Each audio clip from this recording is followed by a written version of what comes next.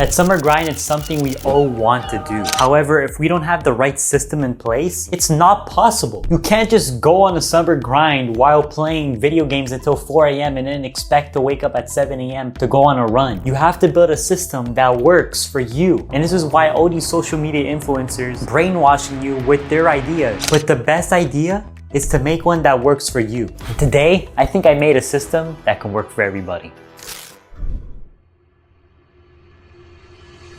It all starts in the mindset that you go into the summer with. You can start with a fixed mindset or a growth mindset. Fixed mindset is saying it's all talent, I failed, I can't do anything, and you get envious of successful people. However, a growth mindset is like, oh, I can do it. If I fail, I can learn why I failed. You see successful people, you're inspired by successful people, and then you implement good things for you to grow, and you're not limited to the knowledge you have, and you're excited to learn new things. So if you can go into the summer with a growth mindset, I'm telling you, it will help you a lot. So you gotta make goals, and physically writing down your goals actually make the chances go up by 42% more because it opens up the brain's encoder system, helping you visualize and commit to your goals. But first, you gotta break down these goals into easy steps to follow. You can do this by making to-do lists or each step-by-step goals each day that you want to finish to get to the big goal at the end of the race, which is the end of summer. But first, you must follow the SMART system with specific, measurable, achievable, relevant, and time-bound goals to follow. However, there's one thing I must say. If you do not believe you can do it, all effort is pointless. So if you don't believe that you can achieve these goals, it won't happen. Your idea of a growth mindset is that you must persevere through criticism and failure for you to grow into the person you want to be this summer.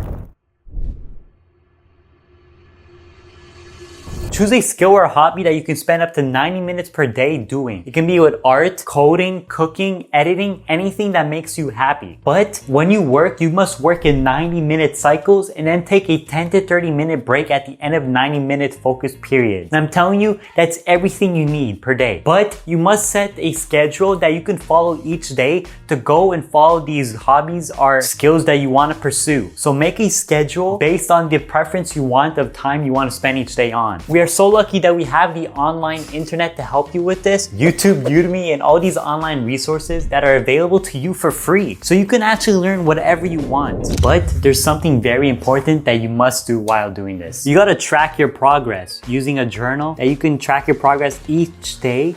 So then that can be your biggest motivation in the moments that you feel like not doing anything. The motivation of seeing that you've tried for the past few days and you don't want to do it today is going to motivate you into a growth mindset, what I said before, into being able to do the things that you don't want to do in the times that are right. Engaging in new hobbies or skills stimulates neuroplasticity, the brain's ability to form new neural connections. This can improve cognitive function and enhance creativity.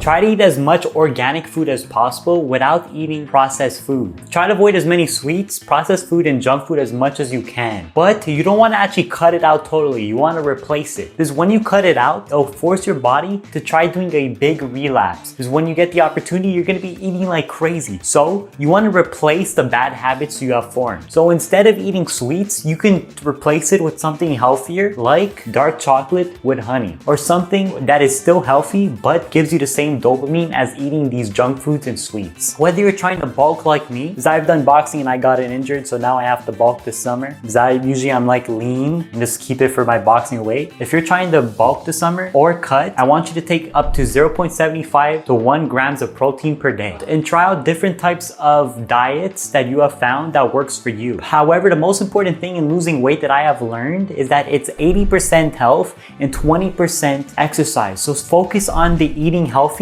and then do 1 to 2 or 3 exercises per week with workouts. And for the exercising, it can be any type of training. Strength training, cardiovascular training, or flexibility training. But the thing is that you gotta mix up your training and train at least 3 to 4 times a week, which will be perfect for your body weight. If you can mix up all these type of trainings, that'll be perfect for you because you want to train for longevity for the next 20, 30 years of your life. Because if you start training with super heavy weights right now, your bones are gonna be like and just break down on you. So you don't want your bones to break down on you. You want to have a good, healthy body that can help you pursue your dreams. Also switch it up once in a while to keep your body mixed up so your body can't stick to the same routine it usually does. Well, you gotta choose the right type of books. Because you can choose fiction, non-fiction, doesn't really matter, but you gotta read up to 30 to 50 minutes per day because that's where the real learning happens. Your brain tends to put connections together to create new creative ideas. So reading will help you a lot this summer to gain more knowledge for you to grow better. But when you read, make sure you're in a quiet room and you have a good environment so you don't get distracted. And when you read, make sure to take notes and actually read it clearly. So 30 to 50 minutes is perfect for you. But there are 3 books I do recommend to read this summer: The War of Art, The 48 Laws of Power, and David Goggins' Can't Hurt Me. Those books should be good for you.